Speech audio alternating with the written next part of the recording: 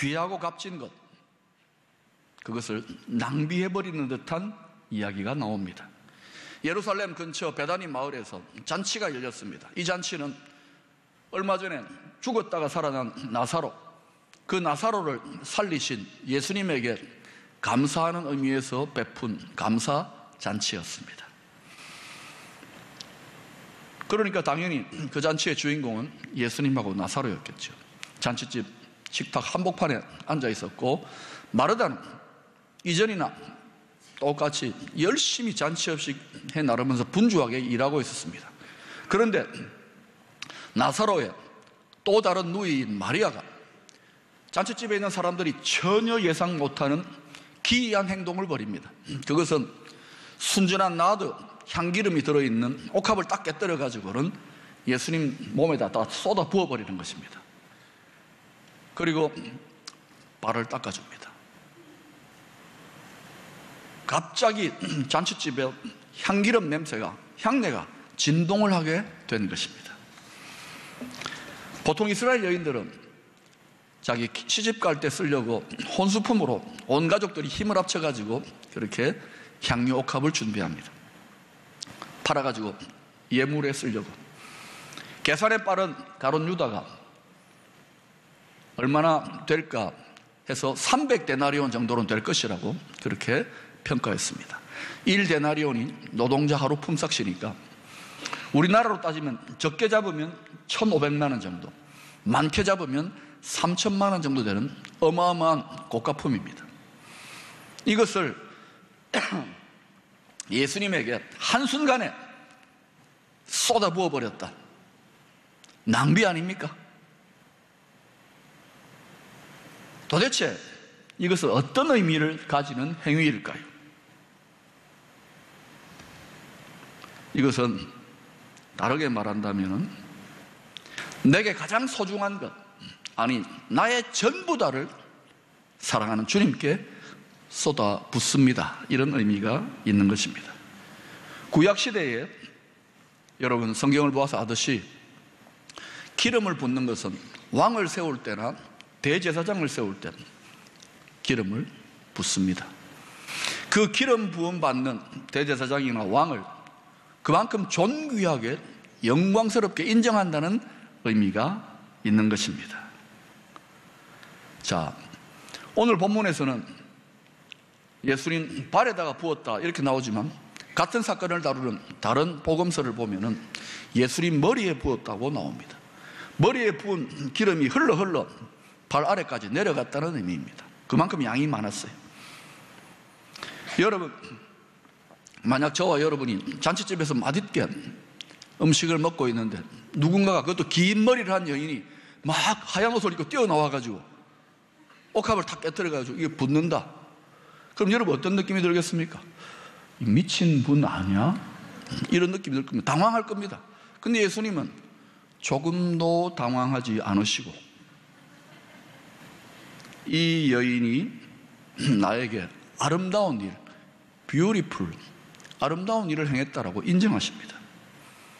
이 마리아가 예수님에서 얼마나 깨달았는지 모르지만 기름을 부은 이 사건은요, 예수님이 어떻게 인정을 하느냐면 내가 하나님 아버지로부터 보냄을 받은 그리스도 메시아라는 것을 인정하는 행위로 예수님이 받아들인 거예요. 여러분, 우리가 예수 그리스도 할 때 이 그리스도라는 단어는 기름 부음을 받은 자라는 뜻입니다. 마리아는 자기가 알았든 몰랐든 간에 이 기름 부음을 행함으로 말미암아 예수님이 하나님 아버지께서 보내신 구원자 메시아 그리스도라는 것을 인정하고 존귀와 영광을 돌리는 행위였다, 그것입니다. 더 나아가 마리아는 자신의 긴 머리를 풀어서 예수님의 발을 닦아줍니다. 발 닦아준다. 이스라엘 당시에 바깥에 손님이 들어오면 노예나 하인들을 시켜가지고 발을 닦아주게 합니다. 하찮은, 멸시받는 일이라는 것이죠. 그런데 마리아는 지금 수건이나 걸레로 발을 닦아주는 것이 아니라 자기의 긴 생머리를 가지고 발을 닦아주고 있어요. 고린도전서 11장 15절에는 바울이 이렇게 말합니다. 긴 머리는 여자의 영광이다. 여자의 면류관과 같은 거예요. 여기 계시는 여자분들을 보니까 전부 다 찢고 뽑고 잘라버렸네. 머리를 좀 기를 수 있기를. 자신의 영광스러운 면류관 같은 머리를 풀어가지고 신체 부위의 가장 낮은 부위, 천한 부위라고 할 수 있는 발을, 주님의 발을 닦는다. 이것은 그냥 발 닦는 의미를 넘어서 가지고 자신을 겸손하게, 아니 더 엄밀하게 말한다면 비하시켜서, 노예보다 더 비천하게 자기를 비하시켜서 지극한 공경과 정성으로 주님을 섬기겠다는 의미인 거예요. 이 기름 부음 속에 존귀와 영광, 그리고 비하와 지극한 섬김, 이런 표현이 담겨 있는 것입니다. 자, 그런데 여기에서 우리에게 궁금한 것은 도대체 마리아가 왜 이 엄청난 낭비처럼 보이는 이런 일을 저질렀을까 하는 것입니다. 잔치를 벌이고 있는 제자들이나 마을 사람들이나 또 주변의 사람들, 그들은 잔치 즐기기가 지금 바쁩니다. 야, 기분 좋다. 즐기고 있는데 유독 이 마리아의 마음에는 이런 엄청난 행동을 해야만 하는 마음의 엄청난 격동이나 충동, 어떤 마음의 움직임들이 있지 않았겠나 추측해 볼 수 있겠죠. 그게 뭘 것 같아요? 예수님은 자신이 메시아로 살아가다가 점점 죽음의 순간이, 십자가에 죽을 순간이 다가오는 것을 느끼게 됩니다. 처음에는 귀신도 쫓아내고 치료와 능력과 기적도 막 행하는데 점점 십자가로 접근해 가면서 말도 많이 안 하시고 가르침도 많이 안 베푸시고 기적도 많이 안 행하시고 간간히 제자들에게, 최측근들에게 내가 곧 죽을 거다, 많은 사람들을 건지기 위해 죽을 거다 그랬는데 가장 가까운 3년 동안 훈련받았던 제자들, 오늘날로 말하면 거의 목회자나 선교사급입니다. 주님을 열심히 따라다녔던 그러한 측근들조차 전혀 귀에 들어오지 않았습니다. 죽겠다, 내가 곧 죽는다 그러는데 전혀 죽을 것에 대해서는 생각도 안 했습니다. 말을 많이 했는데 듣고 싶은 것, 생각하고픈 것만 생각했던 거예요. 예수님이 영광의 왕으로 이스라엘에서 자리 잡게 되면 한 자리 해주십시오. 내 가정, 내 자식, 내 영광을 추구하다 보니 전혀 들리지 않는 것입니다. 주의 뜻을 깨닫지 못하는 것, 주의 마음을 모르는 것이죠. 그러나 이 마리아만큼 예수님이 선한 목자로 많은 양들을, 자신의 양들을 건지기 위하여 십자가에 죽을 것을 미리 깨달았던 것 같습니다. 마가복음 14장 8절에서 주님은 이 마리아의 행동을 이렇게 인정합니다. 그는 힘을 다하여 내 몸에 향유를 부어, 힘을 다하여 부은 거예요. 자기의 전부를 다해서 부어가지고 내 장례를, 나의 죽음을 미리 준비하였느니라. 마리아가 알았다는 것이죠. 그러니 다 쏟아붓는 거예요. 그렇다면 이런 주님의 생명다 크신 사랑을 마리아는 어떻게 깨달아 알 수 있을까요? 누가복음 10장을 보면 예수님이 나사로나 마리아, 마르다 이 가족들하고 잘 알고 친하게 지냈던 사이라는 것을 추측해 볼 수 있습니다. 특별히 그 집에 예수님을 모셔드렸을 때에 누가복음 10장 39절을 보면 언니 마르다는 여전히 또 지금도 분주하게 일하는, 그때도 열심히 분주하게 일했어요. 만나홀에 들어가 열심히 분주하게 일했어요. 그런데 마리아는 10장 39절 보면 그에게 마리아라 하는 동생이 있어 주의 발치에 앉아 그의 말씀을 듣더니, 이렇게 기록되어 있습니다. 그러자 이 마르다가 열받았어요.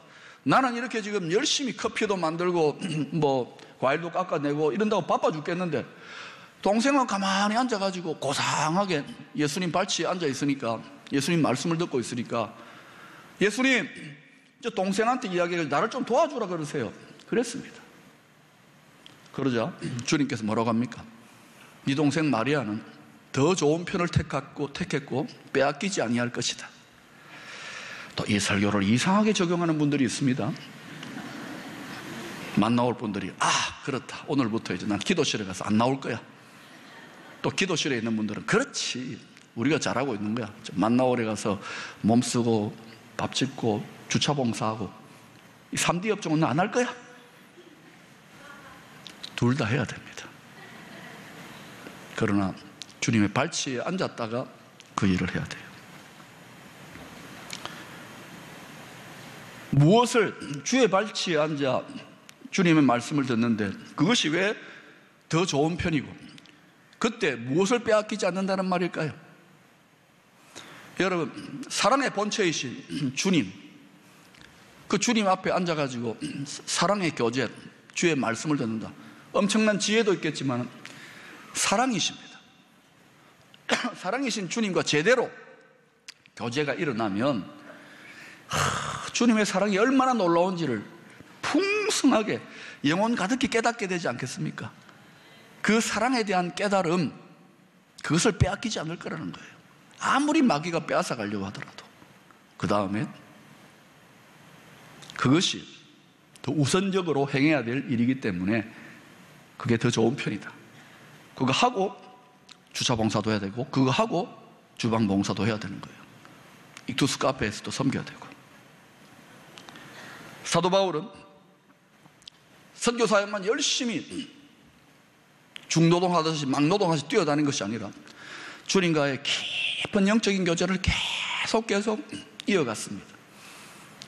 그래서 에베소서 3장 18, 19절에서 자신이 3년이나 목회했던 에베소 성도들을 위하여 이런 기도를 하고 있습니다. 여러분 읽어보십시다. 시작.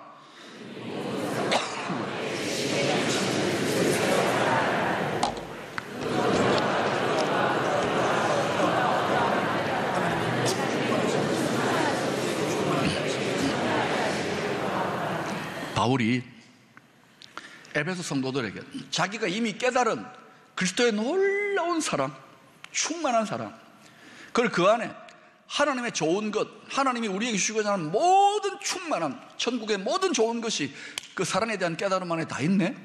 이것 자기가 목양하는 성도들에게 이거 이루어지라고 간절히 기도했던 거예요. 시시하게 기도하지 않았다는 것이죠. 뭐 병 고치고 필요합니다. 얼마나 힘든데. 돈 벌고 얼마나 돈이 중요합니까?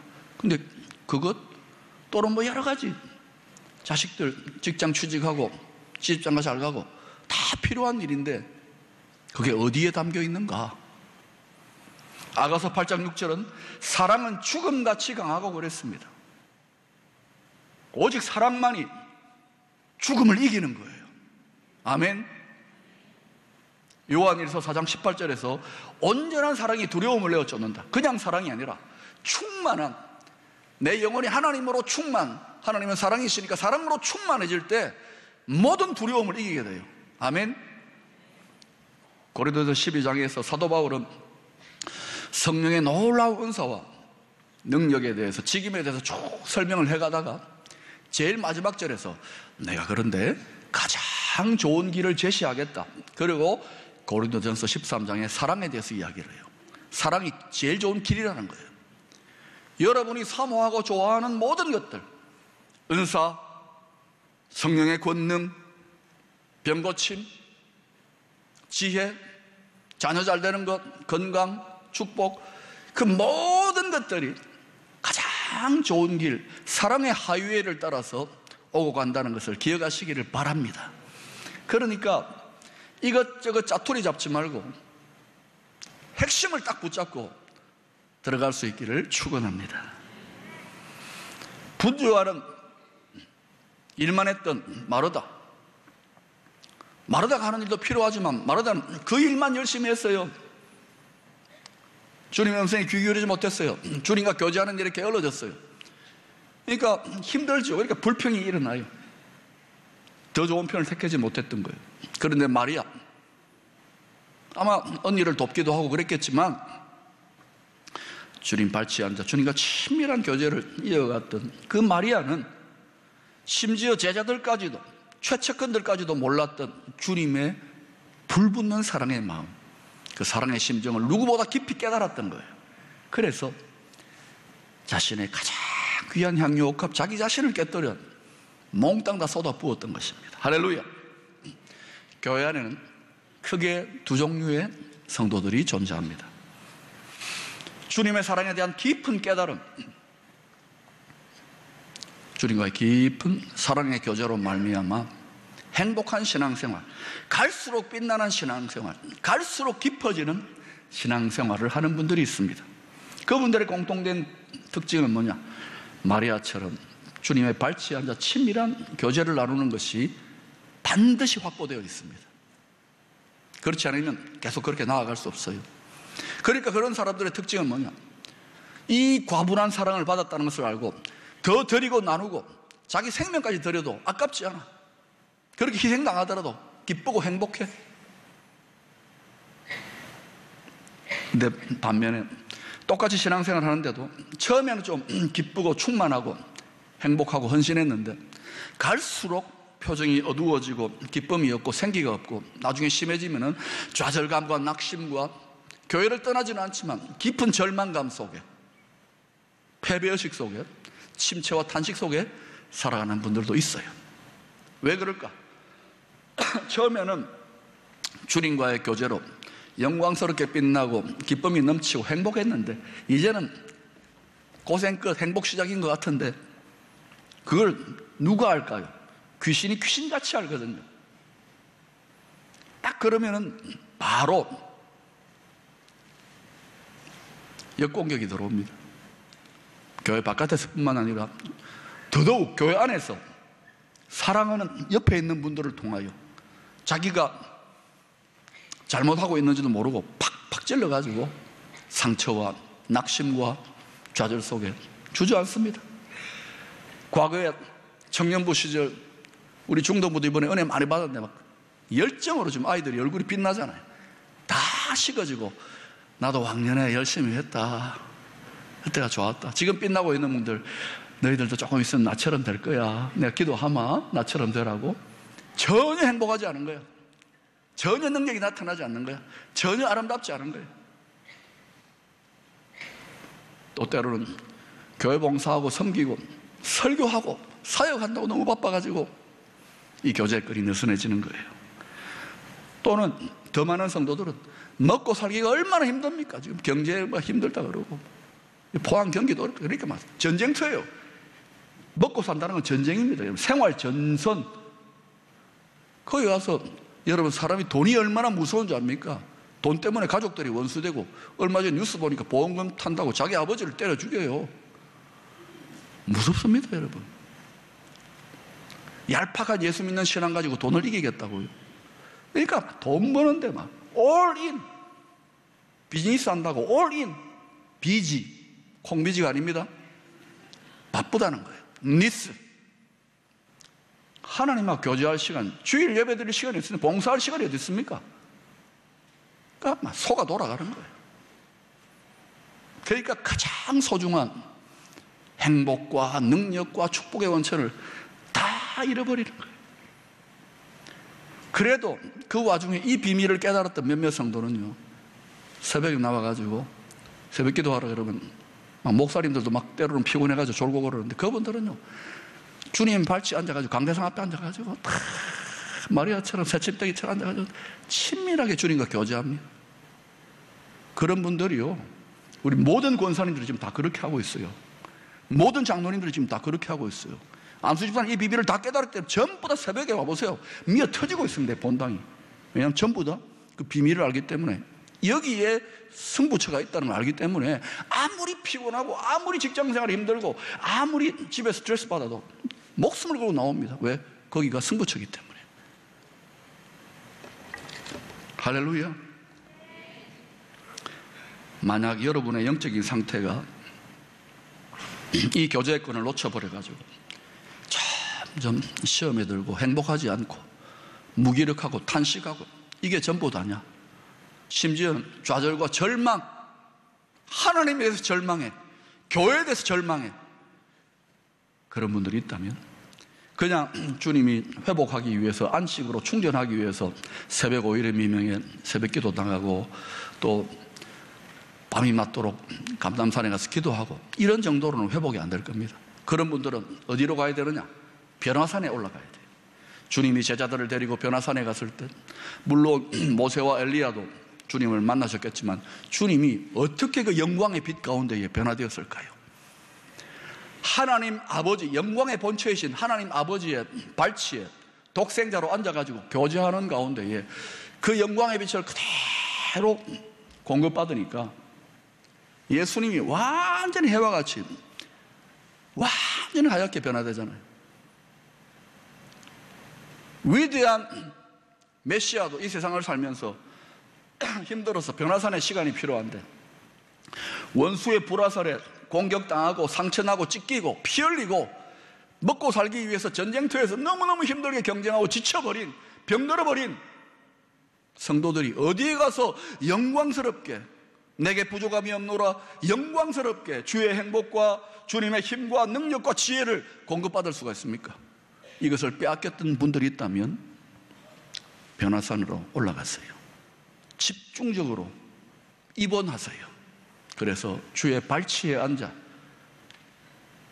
은혜와 진리가 충만하신 독생자의 영광으로부터 공급받을 수 있기를 소망합니다. 그리하면 놀라운 일이 벌어질 것입니다. 여러분, 향유옥합 때로는 내 생명보다도 내 자식이 더 소중하잖아요. 그 자식이 나에게 가장 소중한 향유옥합이 될 수 있습니다. 아브라함이 100세에 얻은 이 아들 나한테 바쳐라. 하나님이 잡아먹으려고 그러는 게 아니에요.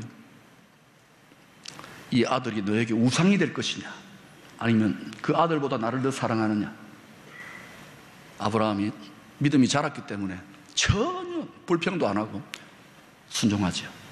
그 이삭이라고는 아들 향유옥합을 탁 깨뜨려 드렸을 때에 그 뒤에 이어지는 말씀을 보세요. 얼마나 놀라운 축복이 임합니까? 인생의 전쟁터에서 돈 때문에 자살도 하고 가족들 왼수될 만한 그런 정말 돈, 목숨을 겁니다. 그 벌어보려고. 믿는 사람이나 안 믿는 사람이나 경쟁한다고요. 그 돈을 다 움켜줘야 돼요. 어떤 사람은 이 돈이 향유옥합이 될 수 있습니다. 움켜쥐는 사람, 세상의 방법으로 형통할지는 몰라도 절대로 하나님이 아름답게 그 향유옥합의 향기를 마시고 재정의 축복 부어주지 않습니다. 어떤 사람에게는 미친 듯이 공부하고 학위를 따고 지식, 향유옥합이 될 수 있습니다. 권력, 향유옥합이 될 수 있습니다. 왜 수많은 성도들이 하나님이 인색하시고 내가 그토록 울부짖는데도 나를 안 도와주십니까? 라고 불평하는 분들, 향유옥합이 깨떨어졌습니까? 하나님이 흠향하실 만한, 기쁘게 받으실 만한 아름다운 향기의 역사가 나타나고 있는지요? 여러분, 역사상 가장 위대하고 값진 향유옥합이 깨떨어진 곳이 바로 겟세마네 십자가 자리입니다. 겟세마네 동산에서 십자가 지기 위해 기도한 것은 겟세마네라는 뜻이 으깨어지다, 깨뜨려지다는 뜻입니다. 주님이 하나님의 독생자, 죄 없으신 주님께서, 완전하신 주님께서 자신의 생명을 향유옥합으로 깨뜨려 하나님께 바쳤더니 그 속에서 아름다운 성령의 향기가 진동해서 죄와 사망으로 썩어져가는 이 세상을 살리는 주님의 향기가 이 세상에 가득 차게 되었어요. 하나님이 그 향기가 나타나는 곳마다 흠향하시고 기쁘게 놀라운 하나님의 영광과 축복과 능력의 역사를 베풀어 주시는 줄로 믿습니다. 우리는 연약한 질그릇 같은 존재입니다. 그런데 우리 질그릇 안에 향기름의 보배, 예수의 향기름, 성령님의 기름이 우리 안에 가득가득 들어차 있어요. 그런데도 능력이 나타나지 못하고 아름다운 향기가 나타나지 못하는 이유는 자기를 높이고 자기를 추구하고 신앙생활도 자기 영광을 추구하기 때문에 가는 곳마다 악취가 나는 거예요. 그리스도의 향기를 나타내며 이기게 하도록 디자인되어 있는 것이 성도의 삶인데, 내가 결혼하기 위해 혼수품을 예비했는데, 내 자식인데, 내가 어떻게 벌은 돈인데, 내가 어떻게 얻은 학위고, 내가 어떻게 된 권력인데, 내 영광인데, 그래서 얼마나 우리가 하나님의 의도와는 빗나가서 살아가고 있는지요. 여러분,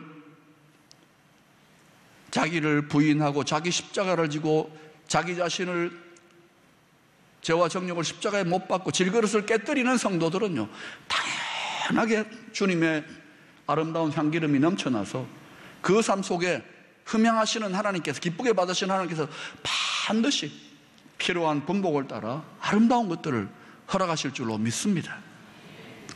이 여인에 대해서 마가복음 14장 9절에서 이렇게 축복하시잖아요. 내가 진실로 너희에게 이르노니 온 천하에 어디서든지 복음이 전파되는 곳에는 이 여자가 행한 일도 말하여 그를 기억하라 하리라. 다른 어떤 것보다도 존귀한 영예와 축복을 이 여자의 행동을 통하여 인정해 주신 거예요. 사랑하는 여러분, 기쁨의 교회 큰 집입니다. 악취를 풍기는 장소가 아니라 하나님이 기쁘게 받으실 만한 아름다운 그리스도의 향냄새가 풍겨져 나오는 그러한 잔칫집 될 수 있기를 소망합니다.